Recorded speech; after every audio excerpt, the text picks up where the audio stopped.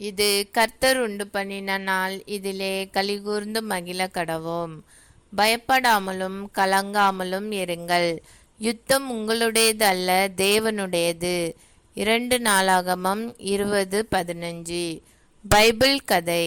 யூதாவின் ராஜா யோசபாத் ஏராளமான எதிராளிகள் கூட்டம் வருகிறார்கள் என்று அறிவிக்கப்பட்டது.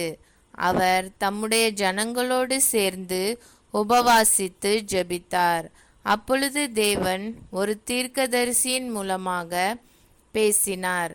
நீங்கள் அந்த ஏராளமான கூட்டத்திற்கு பயப்படாமலும் கலங்காமலும் இருங்கள் என்று கர்த்தர் சொல்லுகிறார். இந்த யுத்தம் உங்களுடையதல்ல, தேவனுடையது.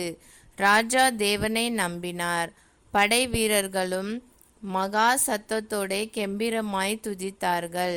அவர்கள் பாடிக்கொண்டு இருக்கும்போதே தேவன் பகைவருக்குள் குழப்பம் ஏற்படுத்தி அவர்களே ஒருவரை ஒருவர் அழித்தார்கள்.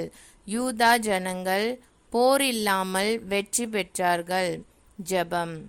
அன்பின் பரலோக பிதாவே, இந்த யுத்தங்கள் எனக்குரியது அல்ல, உமக்குரியது என்பதை நினைவுபூட்டும் உமக்கு நன்றி.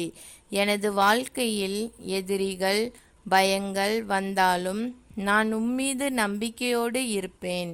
யோசபாத் ராஜாவுக்காக யுத்தம் செய்தீர், எனக்காகவும் யுத்தம் செய்வீராக.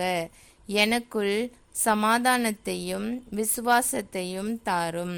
இயேசுவின் நாமத்தில் ஜெபிக்கிறேன். ஆமேன்.